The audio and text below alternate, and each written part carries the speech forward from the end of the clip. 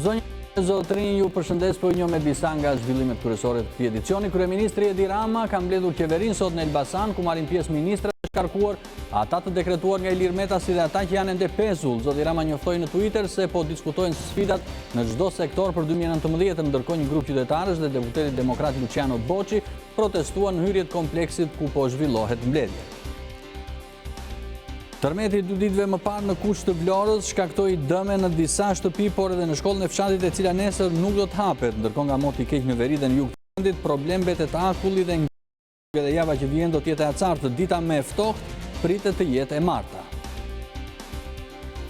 Për herë të parë, aviacioni civil shqiptar publikoi listën e zezë të shoqërive ajrore që kanë bërë më shumë vonesa, kanë anulluar fluturimet si dhe kanë lënë pasagerët që të presin për orë të tëra në aeroportin e Rinasit. Për 2018 në vend të parë është Fly Ernest dhe në vend të dytë Blue Panorama.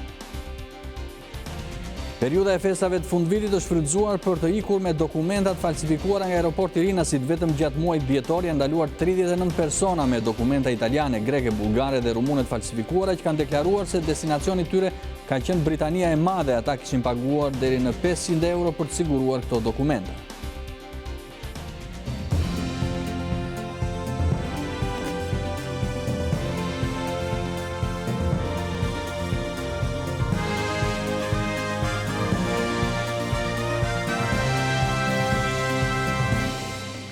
Kryeministri Edi Rama ka mbledhur qeverinë sot në Elbasan, ku marrin pjesë ministrat e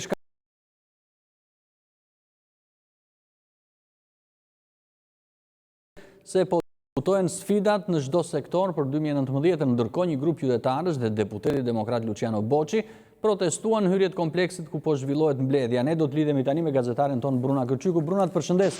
Çfarë ke mundur të mësosh nga këto 6 orë të para të mbledhjes qeverisë në Elbasan? Përshëndetje Ilir, kanë qenë 6 orë të gjata në fakt nga mbledhja e qeverisë në Elbasan, një mbledhje zgjeruar që kryeministri Edi Rama po zhvillon sot në qytetin e Elbasanit, larg krejtësisht vëmendjes së mediave, përveç një postimi në Twitter të kryeministrit, në cilin thuhet se në këtë mbledhje po diskutohen sfidat e vitit 2019. Ka mbledhur në Elbasan kryeministri Rama kabinetin e vjetër dhe kabinetin e ri qeveritar.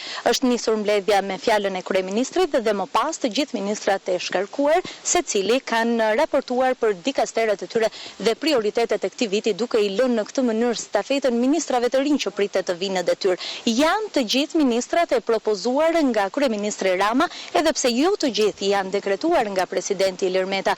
Kujtojmë se një ditë më parë presidenti Meta dekretoi vetëm 4 ministra dhe vetëm ata që ishin pjesë e parlamentit, me logjikën se një individ që është pjesë e parlamentit mund të jetë gjithashtu ministër, por presidenti Meta i dha vetes kohë për dekretimin e ministrave të tjerë, 7 ditë kohë që i lejon kushtetuta, dhe më pas do të pritet edhe dekretimi ose jo i tyre, ndërsa më pas ministrat do të kalojnë edhe në parlament në mbledhjen e 21 janarit me nisjen e sesionit të ri parlamentar.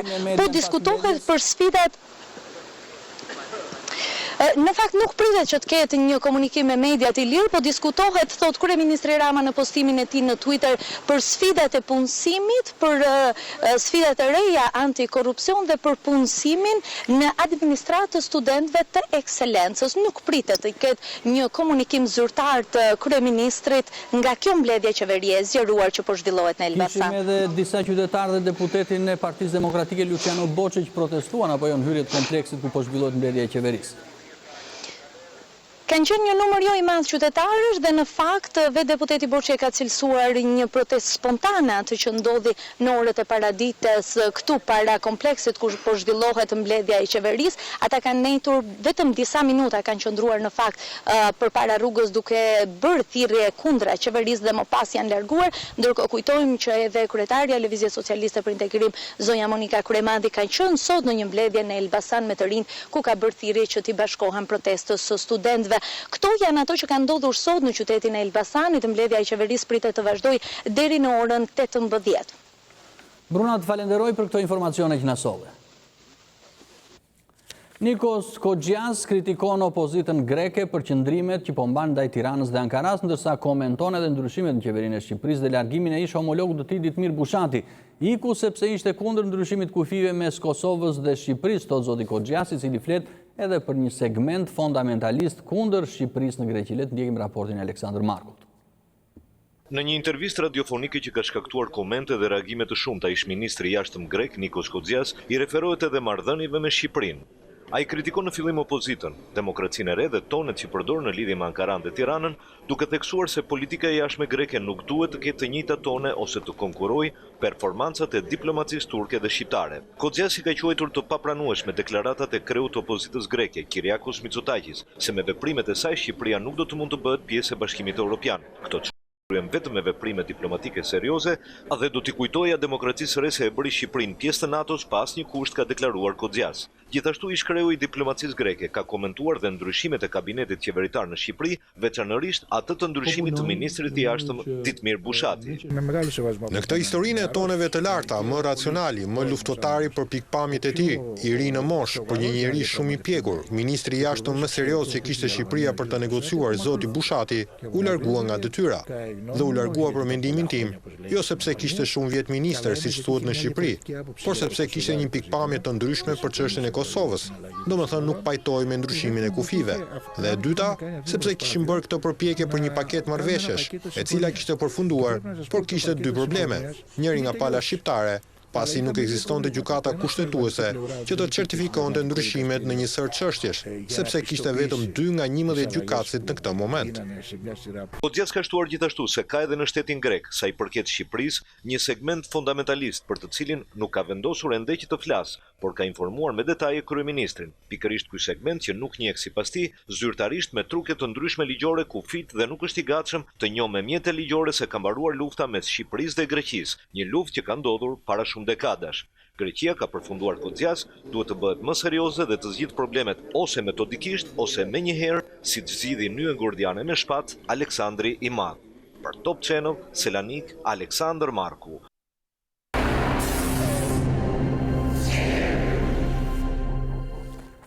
Tërmeti 2 ditëve më parë në Kuq të Vlorës shkaktoi dëme në disa shtëpi, por dhe në shkollën e fshatit, e cila nesër nuk do të hapet.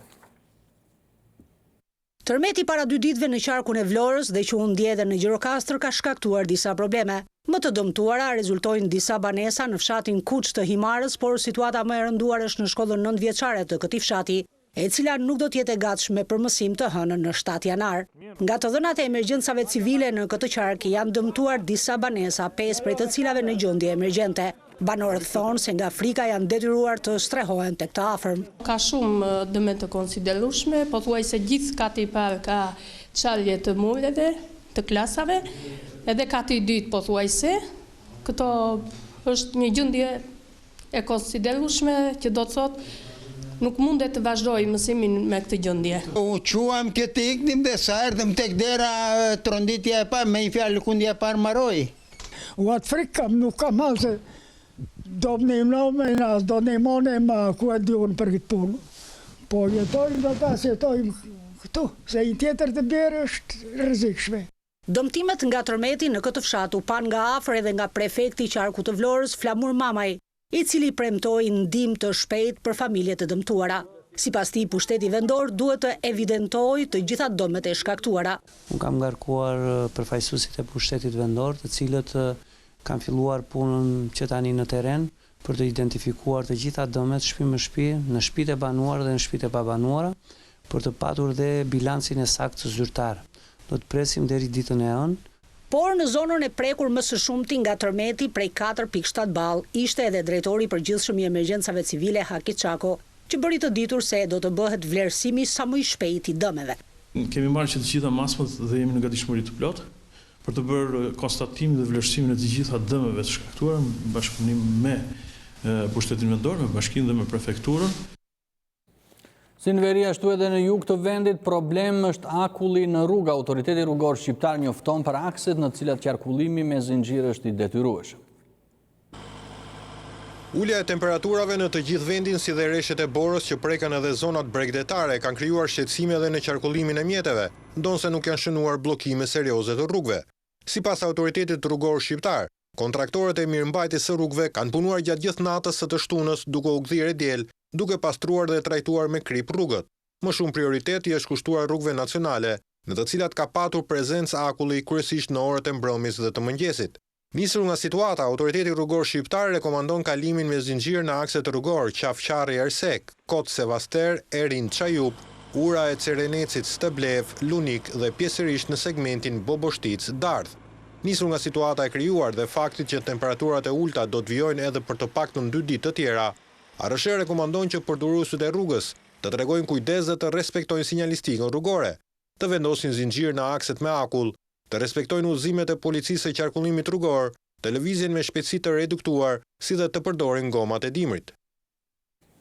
Edhe java që vjen do t'jetë e acartë, dita me ftokt pritet jetë e marta, ndërsa kjo javë përkon edhe me nisjen e shkollave pas pushimeve dimrore.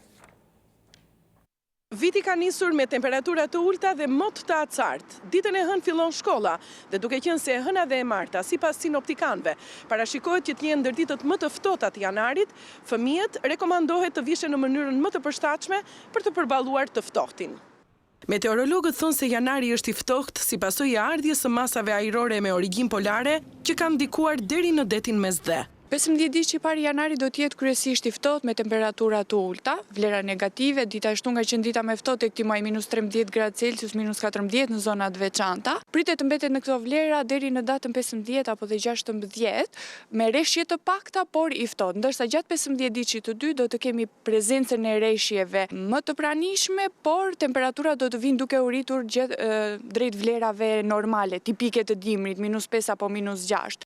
Përsa i përket javës që vjen, që shënon edhe nisjen e shkollës pas pushimeve dimërore, sinoptikanët të bëjnë këtë parashikim. Temperatura ditën e hënë do të variojnë nga -9 me ulta në 7 gradë temperaturat maksimale. Ndërsa dita e martë, që do t'jetë edhe dita me ftohtë e javës që vjen, do të shënoj -11 gradë Celsius në Peshkopi dhe në Ersek, ndërsa mes dita do të shënoj diku te 7 apo 8 gradë Celsius. Nga e mërkura do të kemi ardhjen e një sistemi vranësirash drejt vendit tonë, të cilat do të sjellin rreshje dëbore pasi mbetemi në vlera negative. Në zonat e ulta do të ketë rreshje shiu, por në zonat malore rreshje do të jenë rreshje në formën e dëborës dhe temperatura do të vinë duke u rritur deri ditën e premte. Moti i keq ka pushtuar në fakt të gjithë Europën. 3 viktima janë shënuar në Athinë, ndërkohë edhe java që vjen do të jetë e acartë në kontinent dhe kjo pritet të sjellë kaos në udhëtime. Evropa përballet me një javë të acartë në mesin e parashikimeve për një stuhi gjigante bore në pjesën më të madhe të kontinentit. Evropianët sipas shërbimit të motit të BBC-s do të përballen me kaos në udhëtime për shkak të rreshjeve të borës dhe akullit, që gjatë javës së ardhshme do të jenë të kudo ndodhur. Shërbimet meteorologjike kanë lëshuar paralajmërime për acar në disa zona të Gjermanisë dhe Austrisë. Meteorologët paralajmërojnë se Evropa duhet përgatitet për akoma më shumë rreshje bore. Në lindjet kontinentit i ftohtit do të dominojnë, ndërkohë rreshje të shumta priten në Austri, Alpet Lindore, Ballkan dhe Poloni. Madje sipas meteorologëve ka rreshje të pazakonta bore në Turqi dhe Greqi, me këtë të fundit që ka regjistruar dhe 3 viktima në periferi të kryeqytetit Athinë si pasojë të ftohtit. Ndërkohë që moti i lagësht me shi dhe bor po i drejtohet edhe Skandinavisë. Po ashtu gjatë javës së ardhshme Londra dhe Parisi do të regjistrojnë një rënje të ndjeshme të temperaturave. Berlini do të përballet me acar, ndërsa në Moskë mërkuri në termometër do të zbresë në -10 gradë Celsius që prej të hënës. Një pjesë e rrugëve më të rëndësishme në Evropë mund edhe të mbyllen si pasojë e këtyre kushtave të motit. Era e fortë nuk do të mungojë pavarësisht se stuhit më të mëdha të borës sipas meteorologëve do të fokusohen në Gjermaninë Jugore dhe Austri. Ndërkohë, rreshje bore ka pasur dhe në Italinë e Jugut. Kushtet ekstreme të motit i kanë përfshirë tashmë vendet evropiane të mesdheut, duke filluar që prej 48 orëve të kaluara. Temperaturat e ulta janë sfiduar nga të rinjt në të gjithë vendin që u hodhën në lumë, në liqen dhe në det për të kapur kryqin në ditën e ujit bekuar. Le të ndjekim materialin e korespondentëve tanë në përreth. Qyteti i ujit të bekuar me traditën më të lashtë dhe të pandërprer prej më shumë se 2400 vjetësh ka mbledhur në paraditën e 6 janarit qindra banor të Beratit dhe rrethinave për të parë nga afër edhjen e kryqit në shtratin e lumit Osum. Kësaj radhe fati ishte me të riun nga lagja Goric, Konstantin Musha, i cili arriti ta nxjerrë kryqin dhe t'ia dorëzoi sipas riteve drejtuesve të kishës.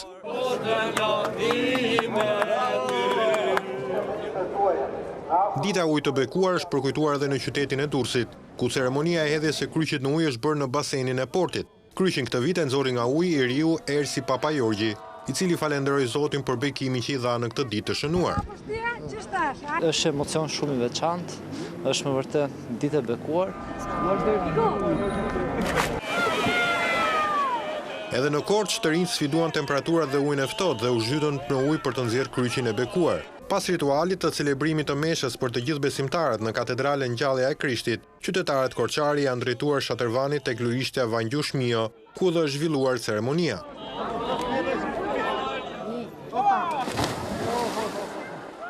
Në ceremoninë e ujit të bekuar në qytetin e Elbasanit, kryqin e nxorri nga uji i riu 19 vjeçar Aleksandr Lozi. Këtë ujë e bekojmë edhe e marrim në shtëpitë tona të gjithë besimtarët. Me të bekojmë familjet, bekojmë shtëpitë dhe e mbajmë për një kohë të gjatë, sepse është ujë i paprishur, është ujë i bekuar. Dita e ujit të bekuar është përkujtuar edhe nga besimtarët ortodoks në Fier, ku kisha e shëngjërgjit e këtij qyteti organizoi hedhjen e kryqit në ujë. Kryqin e nxorri nga uji 15 vjeçari Athanas Davidi. Duke përsëritur ritin biblik të pagëzimit të Krishtit në lumin Jordan, 10 banor të Gjirokastrës kanë marrë pjesë në ceremoninë fetare që shoqërojnë këtë ditë. Ceremonit kanë filluar me meshën tradicionale në kishën Ngjallja e Krishtit, që është pasuar nga hedhja e kryqit në ujërat e lumit Drino, ku Haxhi Rexha u bë shpëtimtar i kryqit, duke sfiduar të ftohtin dhe ujërat e akulta. Dita e ujit të bekuar është përkujtuar edhe nga besimtarët ortodoks në qytetet e Pogradecit dhe Vlorës me hedhjen dhe nxjerrjen e kryqit nga uji. Edhe pse ditë me temperatura shumë të ulta, ata që frekuentojnë liçenin për aktivitet fizik nuk janë ndalur, po ashtu edhe të moshuarit. Java e pare e janarit shënoi një rënje të konsiderueshme të temperaturave, por pavarësisht të ftohtit, ata që janë të apasionuar pas aktivitetit fizik nuk janë ndërzuar edhe në këto ditë të acarta. Edhe pse jemi në stinën e dimrit, nuk është e thënë që stërvitja duhet lënë pas dore. Duket se më të vendosur janë ata që prej vitesh bëjnë vrap nga liçeni, pasi tashmë stërvitja për këtë kategori është kthyer në stil jetese. Si dolet sot në këtë të ftohtë? Po s'është problem, është mësuar trupi, darë ditë për ditë, për vrap. Unë jam mosha 55 vjeç, afërsisht 57 kilometra në ditë. Marë pjesë në maratonën që bën Bashkia e Tiranës. Por frekuentues të rregullt mbeten të moshuarit edhe në këto ditë të ftohta. Unë jam moshuar, jam 82 vjeç, edhe do kjo më ka majtë. Që kur kanë dalë në pension, do më thënë edhe, do më dalë verë, dimër, do më kam bërë orar veprimesh. Po sfidon temperaturat të ulta? Po. Kohë shumë e përshtatshme, është kohë e thatë, nuk ka shi, nuk ka lagështina, është një kohë super për palesën për këta, që do të aktivizohet me një sportot me të një gjahë që i dëshiron. Kam rreth 3 muaj, kam filluar për stëvitjen e ciklizmit dhe po bëj vrap. Del çdo ditë? Po. Dhe sot që është ftohtë? Edhe sot, sepse duhet dalë kampion në të ardhmen. Ke ftohtë? Kam pak, por dëshira për sportin më shtyn të vazhdoj çdo ditë më shumë. Dikush vrapon sepse i pëlqen të mbajë trupin në formë. Ka nga ata që besojnë se stërvitja të jep energji dhe lufton sëmundjet kardiovaskulare, mentale, si dhe shkatëron yndyrnat dhe sheqernat, të cilët janë një ndër shkaktarët kryesor të diabetit. Për këtë arsye, liçeni i Tiranës sot ishte i mbushur nga vrapues të moshës së tretë. Bashkia e Tiranës nisi fushatën e mbjelljes së pemëve edhe për këtë vit. Profesori dhe përkthyesi i njohur i gjuhës frënge Ilia Lëngu edhe këtë fillim viti u bë pjesë e nismës së bashkisë për mbjelljen e 2 manjolave në hapësirën e kopshtit të Baballar dhe Bia, dhurat për vajzën dhe mbesën e tij. Janë gati 15 vjet që unë shëtis në parkun e Tiranës, dhe jo vetëm unë, po edhe familja ime. Pas me ishën vajzat, tani edhe një nipi im shëtit në këtë park të bukur. Kryetari i Bashkisë së Tiranës shprehu ambicien për mbjelljen e 2 milion pemëve të reja në kryeqytet. Nisma tona për të mbjellë 2 milion pemë deri në 2030 ose nga 100 ca mijë pemë çdo vit nuk bën dot realitet vetëm. Nëse njerëz të mirë të këtij qyteti, si profesor Ilia, nuk na japin një dorë. Ajo që mua më pëlqen më shumë është pasioni i tij për të qenë vullnetar i këtij qyteti. Se në qytet merr dashuri, merr energji, merr ambiente, po në qytet edhe duhet japësh. Velia i bëri sërish thirrje këtë fillim viti për të bërë pjesë e nismës së bashkisë. Nëse secili prej nesh i dedikon fëmijëve të vet, prindërve të vet, gjyshërve, një përvjetori ose një festë të veçantë, një pemë praktikisht ka hedhë rënjë në qytet dhe jo në nivelin metaforik, po ka hedhë rënjë fizike në këtë qytet nëpërmjet këtij kontributi.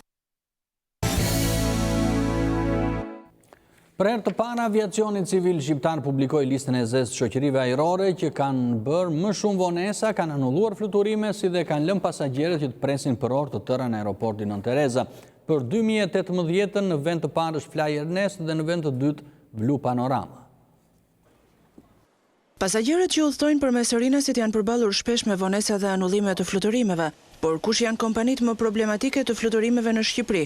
Autoriteti i Aviacionit Civil publikoi për herë të parë listën nominale të shoqërive ajrore, të cilat kanë bërë më shumë vonesa dhe anullime duke i lënë pasagjerët të presin në aeroport. Sipas raportit, për vitin 2018, kompania me numrin më të lartë të vonesave ishte Fly Ernest. Për gjatë gjithë vitit kaluar, Fly Ernest ka bërë më shumë se 72 vonesa mbi 2 orë dhe 14 anullime të fluturimeve. Pas saj, në vendin e dytë, renditet me njëherë Blu Panorama. Sipas autoritetit të aviacionit civil, gjatë vitit që lam pas, Blu Panorama bëri 71 vonesa me mbi 2 orë, ndërkohë që anulloi 6 fluturime të planifikuara. Në vendin e tretë dhe të katërt në listën e kompanive më problematike, renditen Alba Wings me 37 vonesa mbi 2 orë dhe Adria me 8 vonesa. Ligjet në fuqi japin të drejtë pasagjerëve që në rast vonesash apo anullimit të fluturimeve të përfitojnë kompensim deri në 250 euro nga shoqëritë ajrore.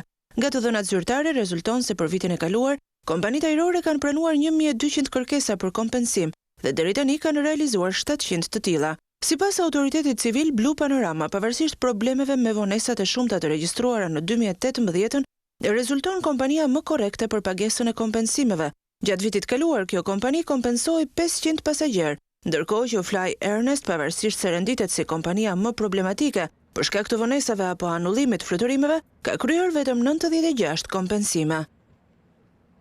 Periudha e festave të fundvitit është frytzuar nga disa për të ikur me dokumentat falsifikuara nga aeroporti Rinasit. Vetëm gjatë muajit të dhjetor janë ndaluar 39 persona me dokumenta italiane, greke, bullgare dhe rumune të falsifikuara që kanë deklaruar se destinacioni tyre ishte Britania e Madhe. Ata kishin paguar deri në 500 euro për të siguruar këto dokumenta.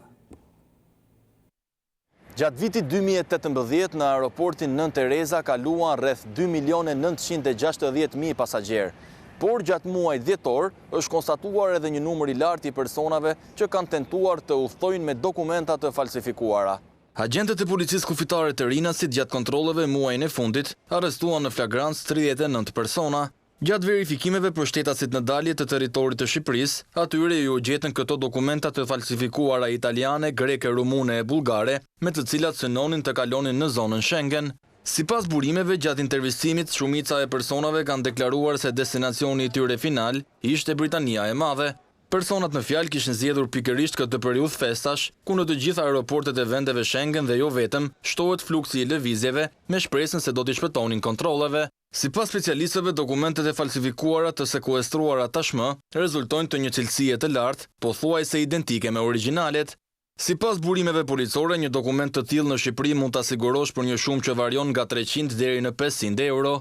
Në aeroportin Nën Tereza prej muajsh janë shtuar kontrollet edhe për frenimin e azilkërkimit, duke rritur ndjeshëm edhe numrin e personave që refuzohen në dalje, pasi nuk plotësojnë kushtet për të udhëtuar në zonën Schengen.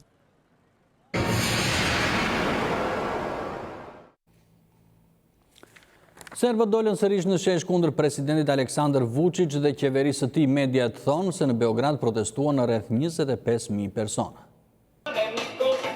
Protestuesit në Serbi u mblodhen edhe një herë tjetër për të shprehur zemërimin ndaj presidentit Aleksandar Vučić dhe qeverisë së tij dhe e bën këtë për të katërtën fundjavë radhazi në Beograd. Rreth 25.000 vet protestuan në kryeqytetin serb, sipas agjencisë së lajmeve AFP.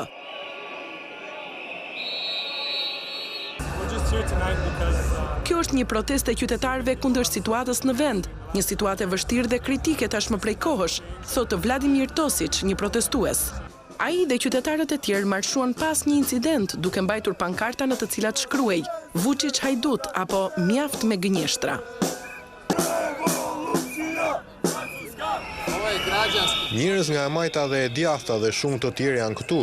Ne kemi vetëm një qëllim. Ky vend të bëhet më i mirë nga ai që parashikon Vučić dhe qeveria e tij.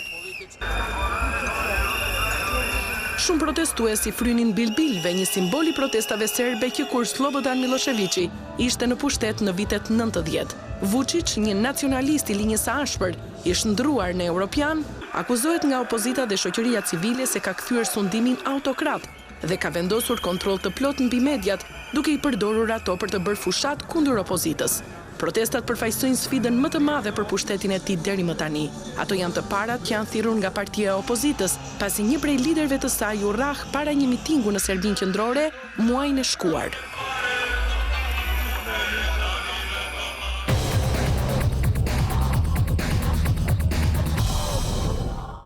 Skuadrat e superiores po zhvillojnë stërvitjet. Kuksi dhe Partizani janë në Turqi, ndërsa Skënderbeu në Durrës deri në nisjen e fazës së tretë kampionatit, po bëhen edhe lëvizjet e dimrit. Kategoria superiore do të rikthehet në datën 26 janar me 2 fazat e mbetura të saj. Tashmë të gjitha skuadrat kanë filluar përgatitjet, ku disa prej tyre kanë preferuar të shkojnë jashtë vendit, siç është rasti i Kuksit. Skuadra e Armando Tsungu ndodhet në Antalya të Turqisë për të zhvilluar fazën e saj përgatitore, ku ishte edhe një prej blerjeve të kësaj skuadre, Eduard Troca, i ardhur nga luftëtari. Jam i lumtur që jam pjesë e Kuksit dhe falenderoj presidentin dhe stafin për besimin që më kanë vënë. Sigurisht që ndjem përgjegjësi jo vetëm unë, por gjithë lojtarët duhet të marrin përgjegjësi dhe shpresoj që deri në fund kampionatit ta nxjerrim Kuksin kampion. Duke ditur që Kuksi është ekip që gjithmonë pretendon për kampion dhe për Kupat e Europës, patjetër që do ishte, nëse do ishte për në Shqipëri, do ishte një bashkëpunim afatgjat. Pastaj dëshira ime është që të bëj sa më mirë te Kuksi dhe të arrij që të kap një ekip sa më të mirë jashtë. Edhe Partizani ka shkuar në Antalya për të zhvilluar fazën e tij përgatitore. Skuadrës së drejtuar nga Skënder Gega janë bashkuar edhe 2 blerjet më të fundit të tij, Alessio Hyseni dhe Fation Yusufi. Partizani do të qëndrojë në Antalya për këtë fazë përgatitore për 10 ditë, ndërkohë që do të zhvillojë dhe 3 ndeshje miqësore. E para është ajo me Sivasspori në 9 janar. Nga ana e tij, Skënderbeu ka preferuar të mos udhëtojë jashtë Shqipërisë për të bërë përgatitjet për 2 fazat e tjera të kampionatit. Skuadra korçare prej ditësh është grumbulluar në Durrës dhe në programin e saj është zhvillimi i 3 ndeshjeve miqësore, ato ndaj Tiranës, Bylisit dhe Teutës. Në një blok lajme shkurt do të njehemi me të tjera zhvillime nga sporti.